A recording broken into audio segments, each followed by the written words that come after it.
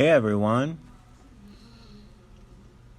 welcome to the studios of Tailor Made for Third Grade. There's a lot of controversy out there. Halloween has come and gone. People putting up Christmas trees, people putting up Christmas lights, playing Christmas music, and a lot of people saying it's too early. Well, you know what? I say celebrate Christmas whenever you want. If your tree makes you happy, put it up. I'm getting the game started early on St. Patrick's Day, and that's not until March. So I grew out my beard after school and dyed my eyebrows and found my favorite hat. So here I am, ready to celebrate St. Patrick's Day. So you people out there in the Christmas mood already, you be in the Christmas mood. I'm over here with the luck of the Irish. Ooh, what if I read the story like this? Boomtown. We got lots of people watching. Hey, Angelica. Hey, Kaya. I got to read Boomtown. If you're doing this for the assignment, whether it be bonus or the reading assignment, you're going to need to know the genre of Boomtown. I want to show you a little picture of what Boomtown looks like. Oh, hi. My beard. Boomtown. Oh, my hat is so heavy. The genre of Boomtown is historical fiction. Yes, 'tis fiction, but I want the two words. I can't put my hands near my beard. Historical fiction. Boomtown by Sonia Levitin, illustrated by Kat Bowman Smith. Oh, I used to read this back at home in Ireland all the time. Okay, I'm going to have to drop the Irish accent or I won't be able to do the whole story, I'm afraid. Welcome to Boomtown. It took us 21 days on the stagecoach to get to California. When we got there, I thought we'd live with Pa in the goldfields. A whole tent city was built up. But Ma shook her head. The goldfields are no place for children. We'll get a cabin and live in town. What town? A stage stop? A pump house? A few log cabins? That was all. It was so wide and lonesome out west, even my shadow ran off. Ma found a cabin big enough for all of us. Baby Betsy, brothers Billy, Joe, Ted, and me, Amanda. Pa came in from the goldfields every Saturday night singing, "So I got a mule and some mining tools, a shovel and a pick and a pan, but I work all day without no pay. I guess I'm a foolish man." First, Ma made him take a bath in a tin tub set out under the stars. Then, Pa sang songs and told stories he'd heard from the miners. Stories about men finding big nuggets and striking it rich. But poor Pa, he had no luck at all. Still, every Monday morning, he'd leave for the goldfields, full of hope. Days were long and lonely. The hills spread out as far as forever. Nights, me and Ma and my brothers and baby Betsy would sit out and wait for a shooting star to sail across the sky. Once in a while, a crow flew by. That's all the excitement there was. My brothers worked up some furrows. They planted corn and potatoes and beans. Then they ran around climbing trees, skinning their knees. But after all the water was fetched and the wash was done, after the soap was made and the fire laid, after the beds were fixed and the floor was swept clean, I'd sit outside our cabin door with baby Betsy, so bored I thought I'd die. Also, I hankered for some pie. I love to bake pie. I asked Ma and she said pie would be good, but we have no pie pans and no real oven, just the wood stove. How would you bake a pie? I poked around in a big box full of Take two. I poked around in a big box of stuff and found an old iron skillet. I decided to make pie crust and pick gooseberries to fill it. Gooseberries grew on the bushes near town. Let's try that again. What kind of berries grew on the bushes near town? Gooseberries. I picked a big pailful and went back home. I made a crust with flour, butter, a little water, and a pinch of salt. Then I rolled it all out. Ma came in and said, "Looks good, Amanda. I knew you could make it, but tell me, how will you bake it?" I showed Ma the skillet. She shook her head. "I don't think it will work, but you can try." "It will work," I said. That Amanda's determined, huh? Brothers Billy and Joe and Ted stood there laughing. When the wood turned to coals, I pushed my pie inside the old stove. After a while, I smelled the... Take two again. After a while, I smelled a bad burning. I pulled out my pie, hard as a rock. Billy, Joe, and Ted whooped and slapped their sides. They snatched up my pie and tossed it high into the air.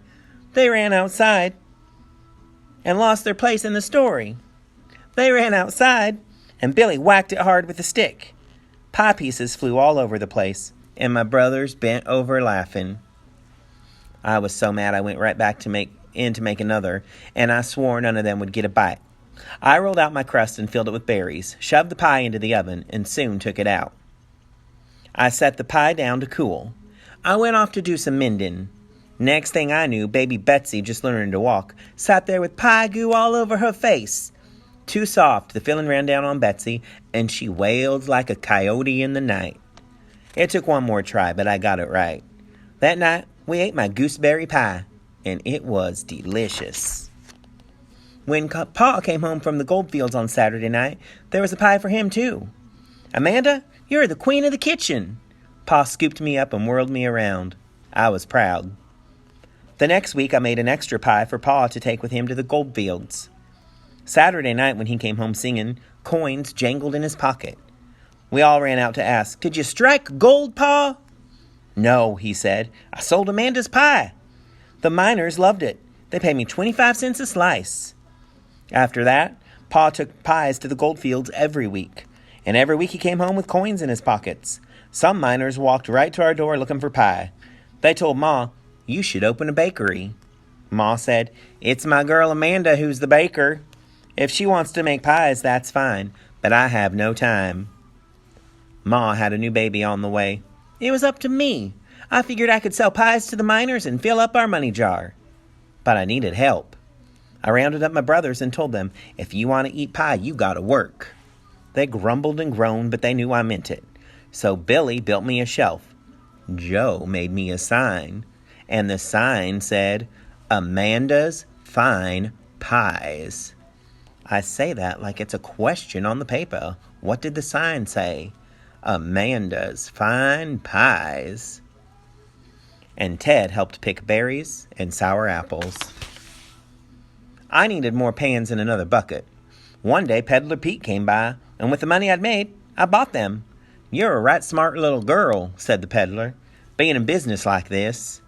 I thought fast and told him, "Anybody can make money out here. Folks need things all the time, and there's no stores around. If you were to settle and start one, I'll bet you'd get rich." Peddler Pete scratched his beard. "Not a bad idea," he said. "My feet are sore from roaming. I could use this cart and build my way up to having a store." So pretty soon we had us a real store called Peddler Pete's Trading Post. Trappers and traders and travelers appeared. After shopping at Pete's, they were good and hungry. They came to our cabin looking for pie. Some liked it here so well they decided to stay. Soon we had a cooper, a tanner, a miller, a blacksmith. A town was starting to grow. A prospector came in on the stage from St. Joe, his clothes covered in dirt. He looked around at the folks eating pie and he asked, "Is there someone here who does the washing?" I stepped right up and told him, "What we need is a laundry. Why don't you stay and start one? Why, the miners are sending their shirts clear to China. You'll make more money doing laundry than looking for gold." The man thought a while. Maybe if he had a beard too, it'd look like this. Then he said with a smile, "You're right, little lady. It's a dandy idea. I'll send for my wife to help." Soon, shirts and sheets fluttered on the lines as people brought their washing in. A tailor came to make and mend clothes. A cobbler crafted shoes and boots. We heard the tap-tap of his hammer and smelled the sweet leather. A barber moved in with shaving mugs, and an apothecary with herbs and healing drugs. So the town grew up all around us. My pie business blossomed. Sometimes the line snaked clear around the house. Baby Betsy entertained the people while they waited. Billy added another shelf. Joe and Ted made a bench. We all picked berries and apples. Even Ma came to help. We had to get a bigger jar for all the money that was coming in. One day, our old friend Cowboy Charlie rode by. Cowboy Charlie. I wonder if he was in charge. Charles in charge. Sorry. I lost my place. Like everyone else, he stopped for some pie. "I'd like to rest a spell," he said. "Where can I leave my horse for the night?" "There's no livery stable," I said. "Livery? Livery? I don't race horses, I apologize." "But why don't you start one? You'd rent our horses and wagons, too. That would be the perfect business for you." "You're just full of great ideas, little lady," Cowboy Charlie said. He twirled his lariat. "I'd like to settle down. I'll stay here and do just that. By golly." Soon, a trail was worn right to Charlie's stable door. All day we heard the snorting of horses. Now Charlie needed hay. Farmers brought wagons and sacks full of feed. With all those people riding in, someone decided to build a hotel and a cafe. The town grew fast all around us. The owner of the cafe bought pies from me, 5 or 6 at a time. I taught Billy how to roll the crust. Joe got wood for the stove. Ted washed the fruit, and Baby Betsy tried to stir the sugar. The money jar in our kitchen looked ready to bust. Where could we safely keep all that cash? Lucky us, one day Mr. Hooper, the banker, appeared. "I'm building a bank," Mr. Hooper said to me. "This is getting to be a boom town." "We'll use your bank," I told Mr. Hooper. "But the roads are so poor. In winter there's mud, and in summer there's dust. We need some sidewalks and better streets." "You're a smart little lady," said Mr. Hooper, tipping his hat. "I'll see what I can do about that." Before we knew it, the bank was built and wooden sidewalks were laid. One street was called Bank Street. How original. The other was Main. Again, how original. Soon, every lane and landmark had a name.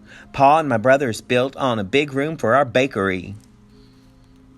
Men sent for their families. New houses appeared everywhere. Babies and children filled up the town. We needed a school and a good school marm. We knew Miss Camilla from our stagecoach days. She was living up the coast a ways. Cowboy Charlie rode off to find her, and she was glad to come. Miss Camilla, the teacher, had married a preacher, and he came too. We all got together to build a church and a school. Bells rang out every day of the week. Now this was a real boom town.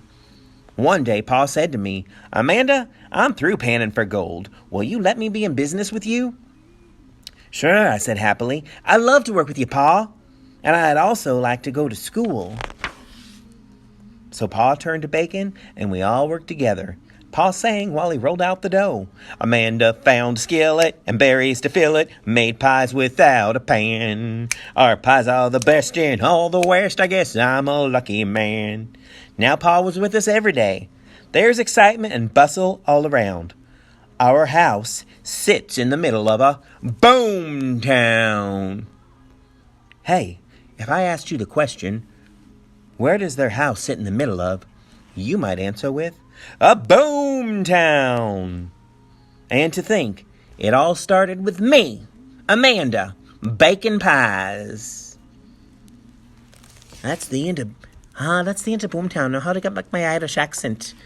It's hard to go in and out of accents, folks. This is the real me, this voice right here. This isn't an accent at all. I'm just kidding.